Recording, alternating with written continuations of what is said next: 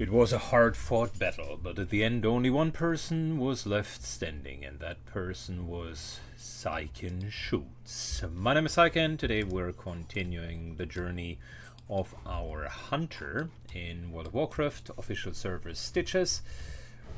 We are ready to give it a good go. Time for us to do the second part of Ashenvale. And we're going to do exactly what I mentioned the last time. So on our menu today are a couple of nice quests. So for starters, we're going to do the Tower of Al-Tharax together with the Vile Satyrs. I spent quite a bit of time leveling crossbow, which is now at 122 out of 140. And I won't take too much away from the experience, but you guys can already be ready for a treat, because holy smokes, this crossbow is absolutely crazy. It is hitting much harder than the previous one, and yeah, so we're going to see how well that is going. Other than that, let's see, what else did we do? Not much. We are today going after the satyrs to do Rain's cleansing, which is down there. So that's going to be another interesting little quest.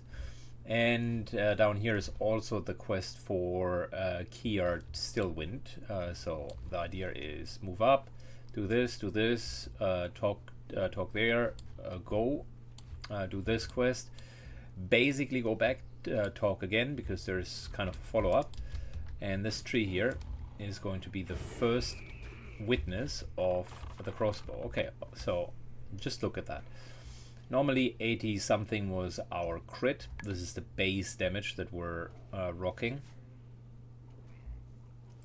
And as a good indication, Serpent Sting typically was already gone for a while before equal level enemies are dying, and without even having full damage, full weapon skill, and with no crits on that one, the guy already died. So we're going to see with a few higher level, higher crit iterations how well this crossbow is really performing. And what better way of doing this is than fighting even level and sometimes even higher level enemies, because that indicates just whether or not the weapon is good. So showcasing here, we got a 16 DPS as opposed to our gun before, which was like 11 or 12 DPS. Now granted, we do have the gun specialization as a dwarf, which just makes us inherently better with guns. But for, say, the next 5, 6, 7 levels, this weapon should be okay. Level 36 is where the Mithril Blunderbuss picks up. That has a similar amount of damage than this current blue weapon. And maybe, who knows, maybe we're finding another good gun during our leveling. You can see the first satyr immediately went down. There we had a couple of crits that were a bit more favorable for us. And another indication of just how well the gun is doing is the amount of damage the Cypher is taking. I already mentioned that the cats are doing very well when you're killing fast, because then they continue to just have a lot of energy, deal a lot of damage, and do not take a lot of damage in return. So their tanking really depends on your quickness of killing the enemies. And with 4 enemies down, we're barely 30% health down, which can easily be regenerated up. This is now with rapid fire. Not surprisingly. Oh, and I did all of that without even the right aspect. Holy. Yeah, let's see how well we're doing with 50 more attack power.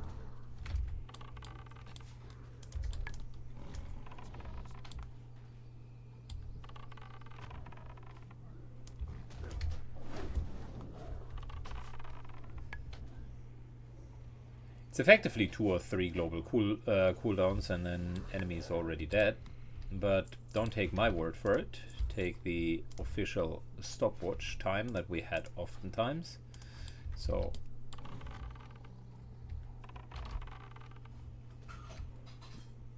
and this is not even with full mana.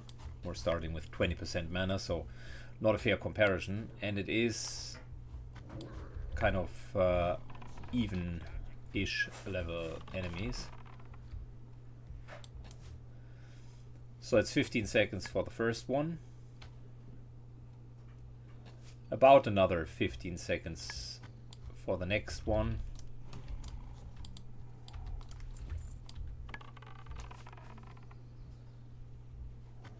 Yeah, we're back to the sweet 15 seconds per enemy kill. And like I said, this weapon will nicely carry us all the way to the mid-30s, at which point I hopefully find a new weapon. That's always the issue. You know, mid-30s, what we could do is we could do Stranglethorn and just get a little bit of help with the final enemies. If we do the Nessing Way kill chain, there is a bow, respectively a gun at the very end. So what's like what 1, 2, 3, 4, 5, number 6, and we're barely at 130.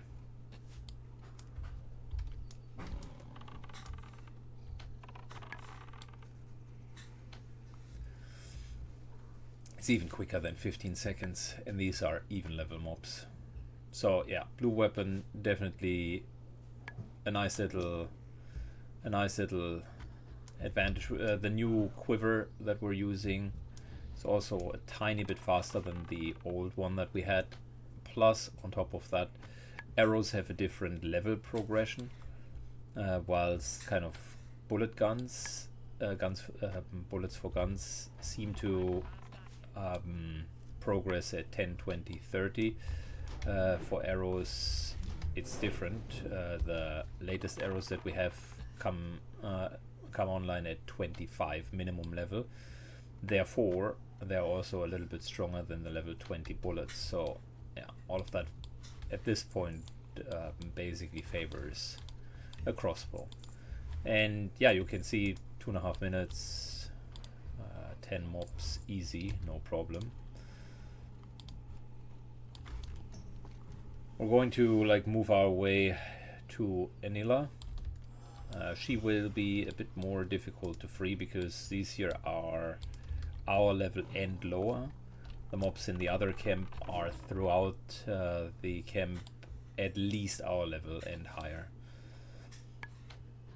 And with satyrs, who are ambush predators, that is a problem because they typically have abilities that if you're too low of a level, they actually start hurting really, really bad. Okay, we're going to fast forward it for you. Enough for the start. Timed that level up really, really well. We're going to fast forward the rest with level 29. The other camp might be easier. Alrighty, so we made it. We're at the camp. Enemies are level 29, which is fine, I guess, but they can reach up to 32, or the boss is 32. Anyways, time for us to clear the satyrs. One thing that they are not allowed to do is this Gift of Xarthas, because that deals a lot of damage.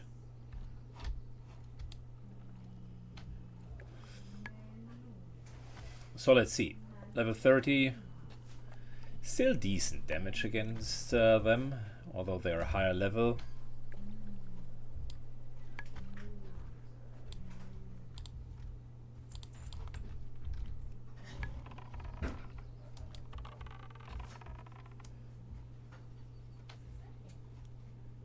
So yeah, I think the weapon makes such a big difference, which is also why I invested in it. And to be honest, the price was a bargain.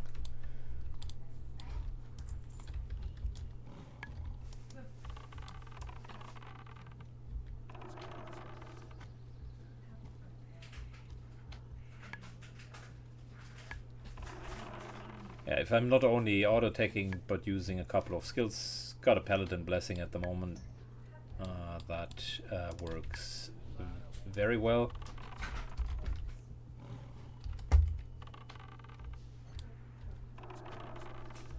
And there's a human warrior doing the same quest line as we are doing. This here is forced respawn as in hyperspawn, so you gotta be a bit careful. You can see the direct comparison. We were done way before him.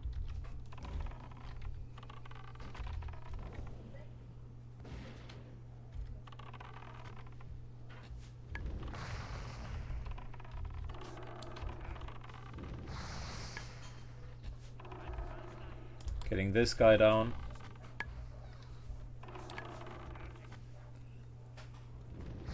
Couple of fireballs, rain of fire. But yeah, Hellcaller is down as well.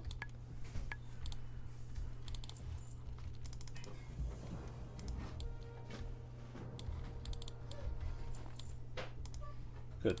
Since we're anyways working together, might as well officially do that.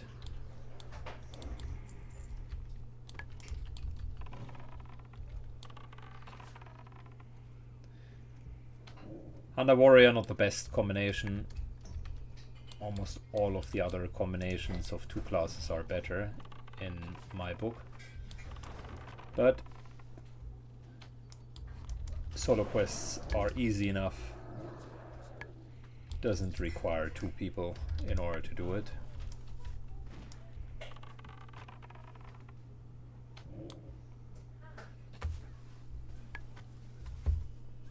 Good. That's the boss for the branch that we need.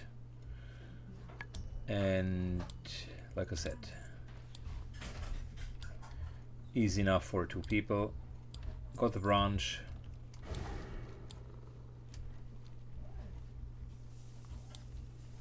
Did I get it? Yeah, I got it.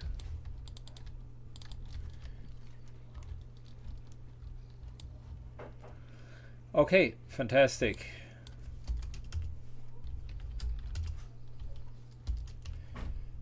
Stay safe. Okay, didn't even want to say that. Fair enough. We're on to exactly the next quest.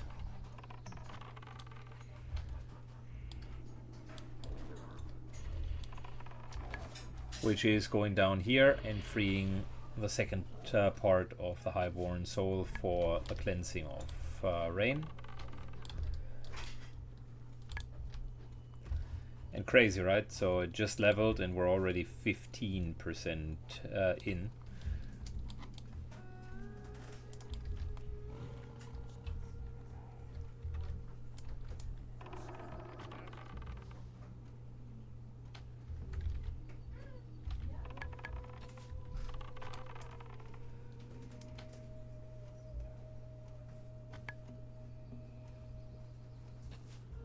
Little enemy warlocks. There are hidden enemies around, so we're likely going to get one here. No, he's not adding. Barely didn't add. But yeah, this is feeling so much safer than with other classes. If you ever want to play hardcore and you're not sure whether or not you can make it, roll a hunter, and it is a very forgiving play experience.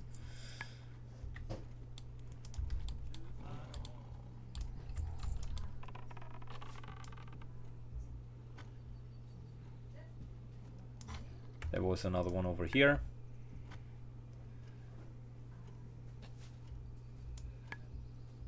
And the reason, by the way, why the leveling is also so fast is because de facto I'm grinding a couple of mobs in between. Not deliberately, but I'm just not going out of my way to avoid enemies or just run from A to B. With avoiding enemies, I'm simply killing everything that is in our way, to a reasonable extent, of course.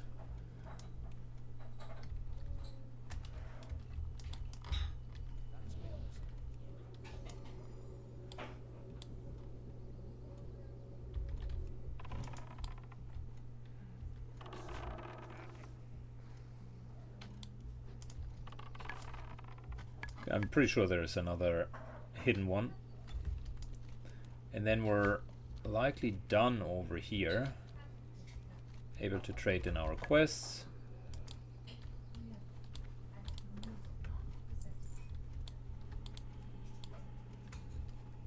Yeah, we can just walk out, trade the quests in, be done with it.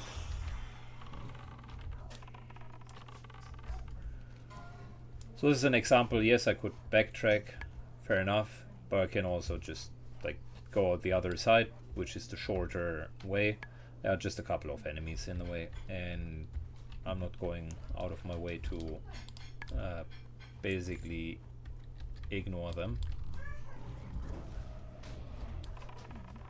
Yeah, that's a bit nasty, that curse.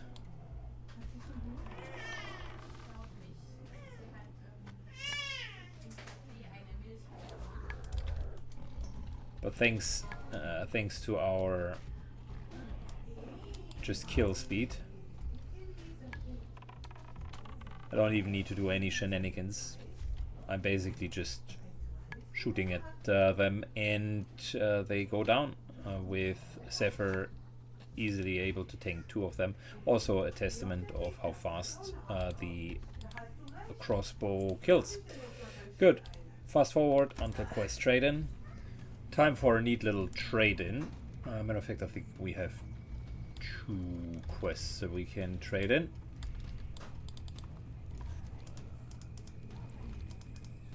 That's the note. Thank you.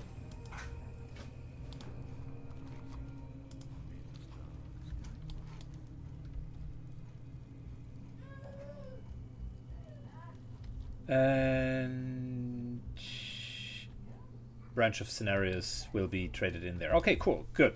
So like I said, we're now going down here, get the iron pommel, do the get the bottle of disease, which he's looking for, but then also get the iron pommel for Rain's cleansing, which I think we trade in back inside Astronar.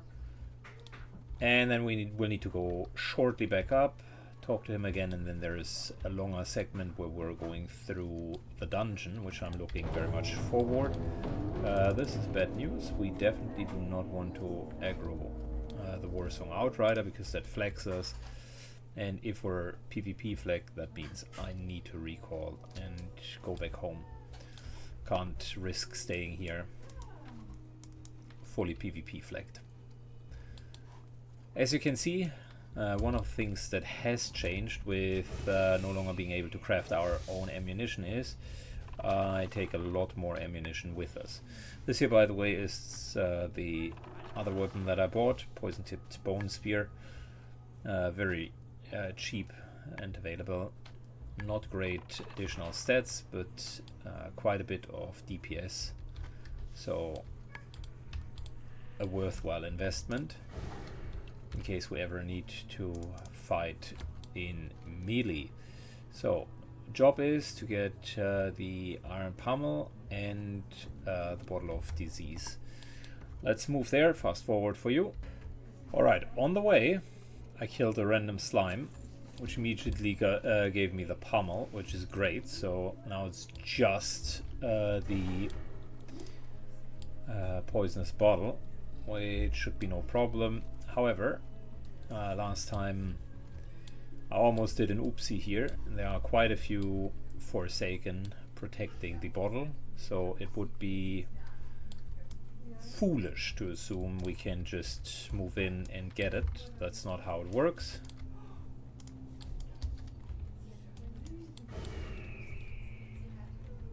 However, our Russian friend here has cleared the entire camp, or nearly the entire camp. No, he has actually cleared the entire camp. Well, good for us. That makes a lot easier. So we're going to ignore Splinter Tree Post. I'm going this way, going all the way to get the flight point, and then we're trading in and we have a follow-up quest there. That's the plan. Alrighty, time to trade in. Got the flight point, got the bottle of disease.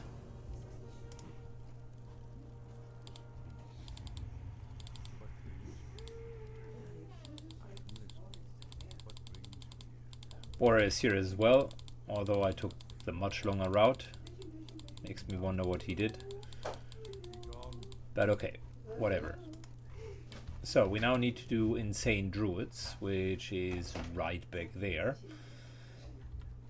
Which is 3 level 32 druids.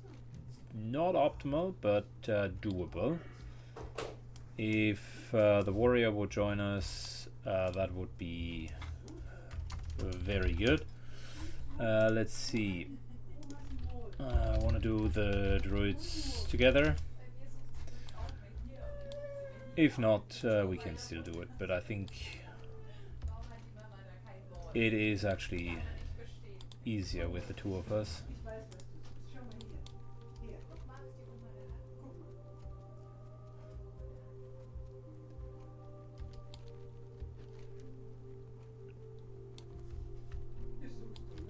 Alright, let me get there.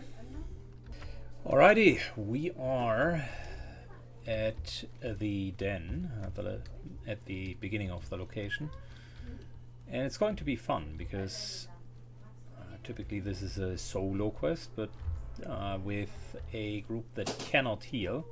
I mentioned that I think Warrior and Hunter might be the weakest of all, or one of the weakest of all duo combinations. Very little crowd control and no healing capabilities. Nothing that really enables the warrior. So it's a fair challenge. This guy is 1 level higher, so for him 32 is even worse. For me it is okay, but of course better to not go in alone.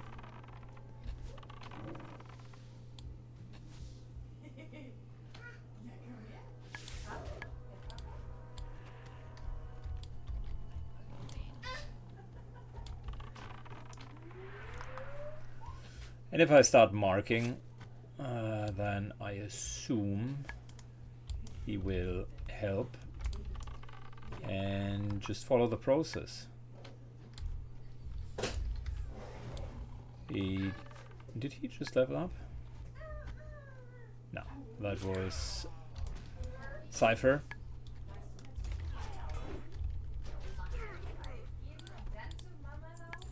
Okay.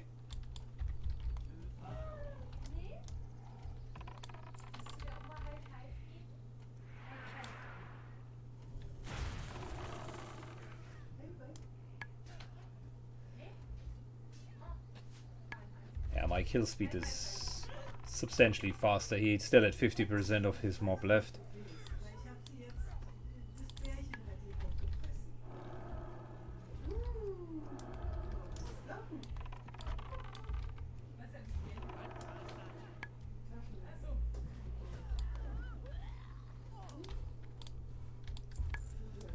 Good.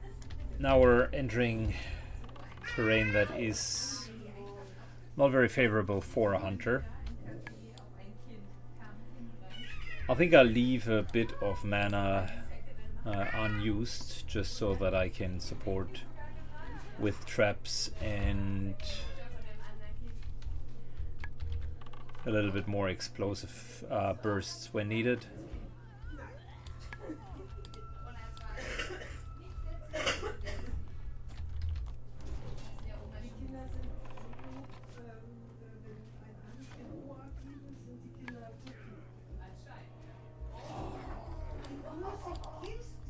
Just straight up auto-attacking at this point.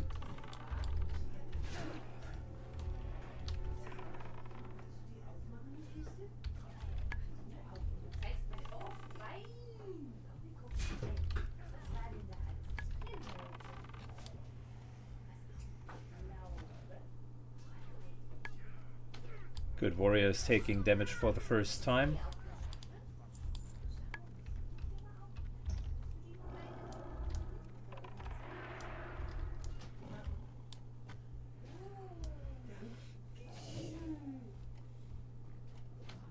Okay, so he's leading the charge. I'm not 100% sure if he knows where we need to go, but to be fair, we are outperforming the dungeon. Just we have too much damage.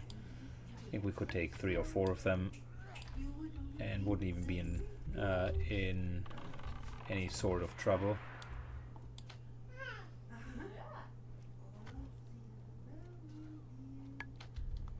I mean, to be fair, I could take 3 of them by myself, maybe even 4. So, whatever he can take on top of it.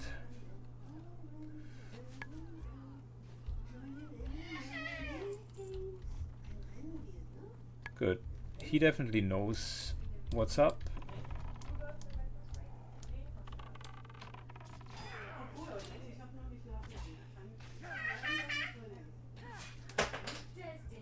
Got an infiltrator from the back.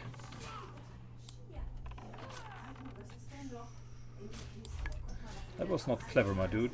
I mean, appreciate that you're taking it. But that means running right back into me.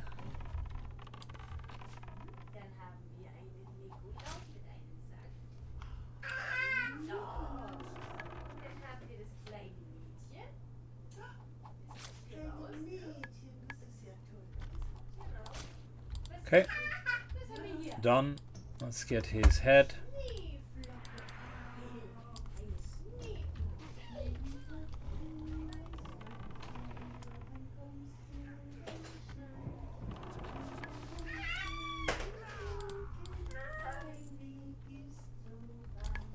Listen, I can take this and just eat up.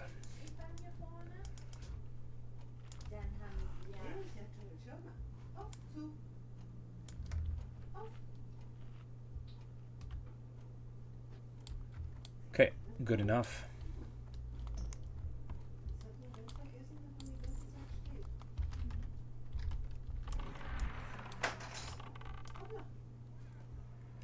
The rest is regenerating normally. Like I said, the lack of healing capabilities is potentially the biggest concern, if there was one with our setup.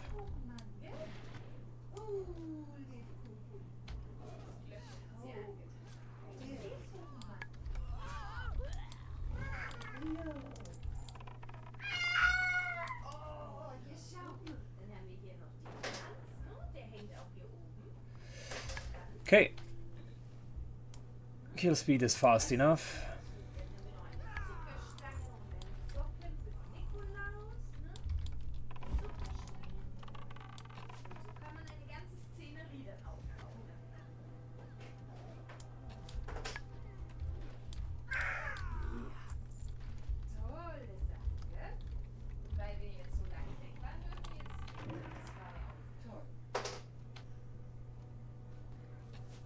Good. I'll keep enough mana and we're good.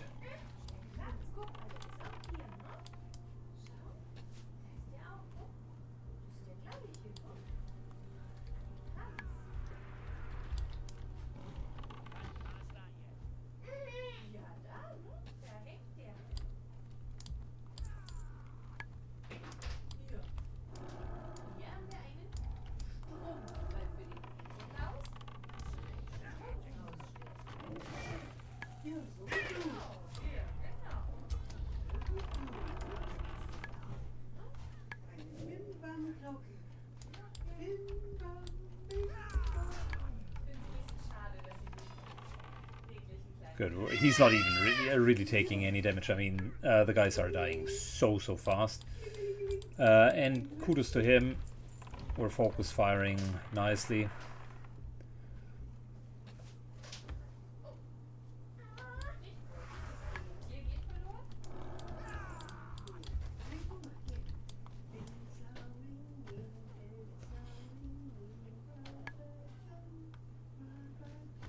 Very nice, so that's another one down.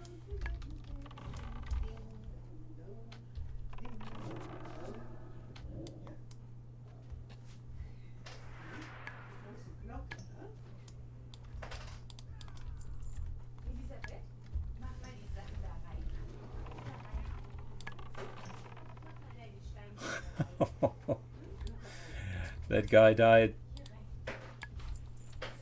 quicker than he could say what is happening.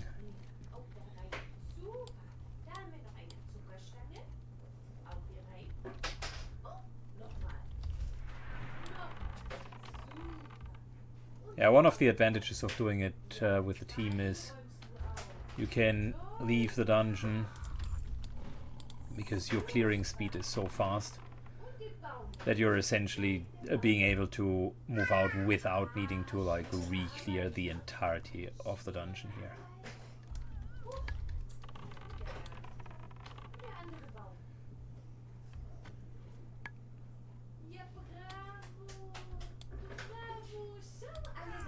Okay, fantastic.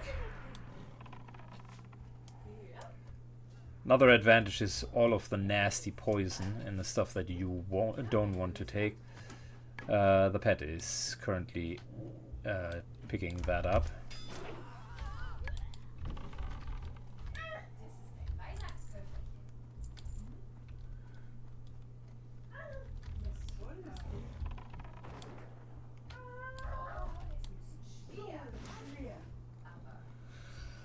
He trains his gun a little bit. Love it.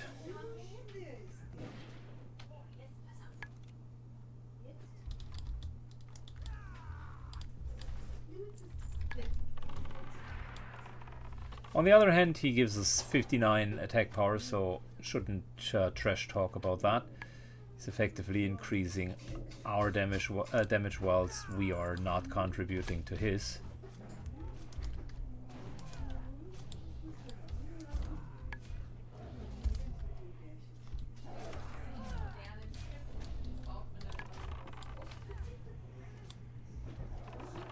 Okay, if there is ever a time to pull a couple of cooldowns, then it would be now.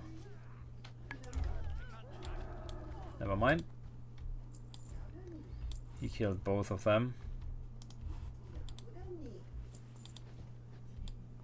And starts eating, which is okay.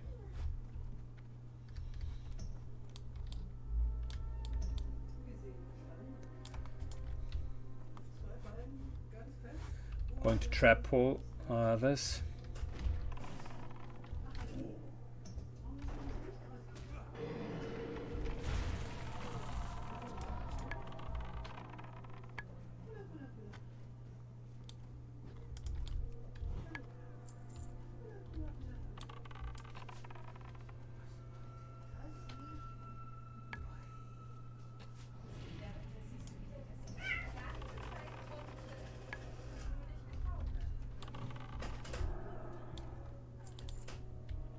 That would have been a hard pull if it would be like solo. It's typically a triplet or even 4 of them.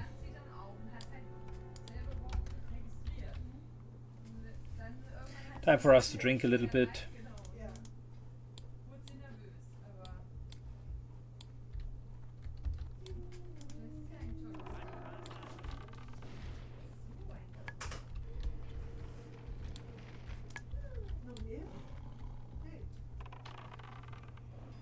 Okay, you could even single pull this guy.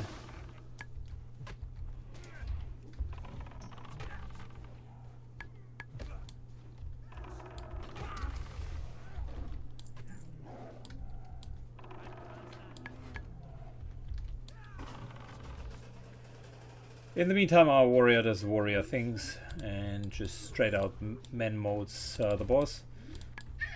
Unfortunately,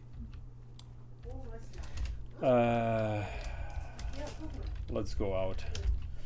Unfortunately, there is no great teleporter that gets you to the entrance, so we gotta fight our way back, but we're going to fast forward that to you.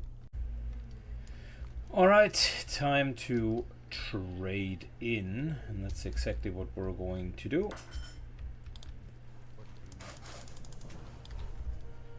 We got Emily's brand. That's a nice sword. 2-hand.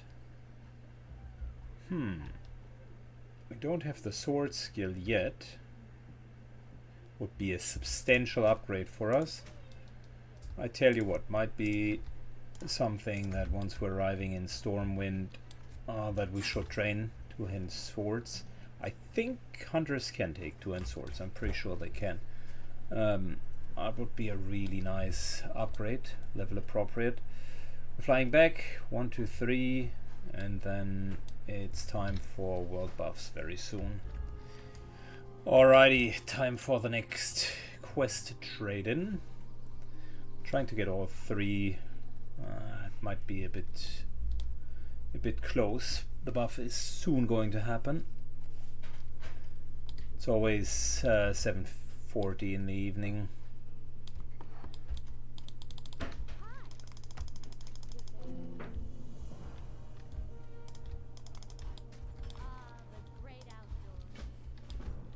Good, we got some satyr slaying to do, which we could even do right now, or we're just doing it a little bit later when we're back in Ashenvale. My idea was to maybe grab the buff, and since we will end up in Stormwind, we might just do the Duskwood quests, finish all of that the next time, and yeah, maybe a little bit here to finish it up, and then transition would go into Stranglethorn Vale. Not sure how far we can do the Nessing Way quest, but at the moment that we're essentially reaching the last three enemies, the elite ones, that's the point in time when we can get help and effectively get it done, maybe as a team or something. I think the Raptors, if I'm not mistaken, the Singer Raptors are level 38, 39, maybe even 38, 39. So in order to reliably kill them, we should be 35, 36. So that's potentially the answer to my question: what's the earliest time to do it without being completely carried through it? This is the Tower of Abrelax. I talked about how that is a quest that I've never finished, so I really want to do that, which will be high on my to-do list. And Rain's Cleansing is also a quest that I still need to finish. So I think it's a good time to end today's episode. We've done quite a bit. Second part in Ashenvale, almost got to 30 actually, thanks to all of our killing XP, so that was huge. And I think the next step will actually be as outlined. Do a little quest cleanup in Duskwood. Maybe I'll actually do an episode about that. I definitely want to finish this quest here, which I've never done before, so perfect timing for it.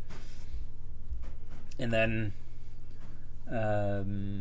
did we have something in the wetlands? Yeah, we did have the wetlands elites, which we would now be at a perfect level to do.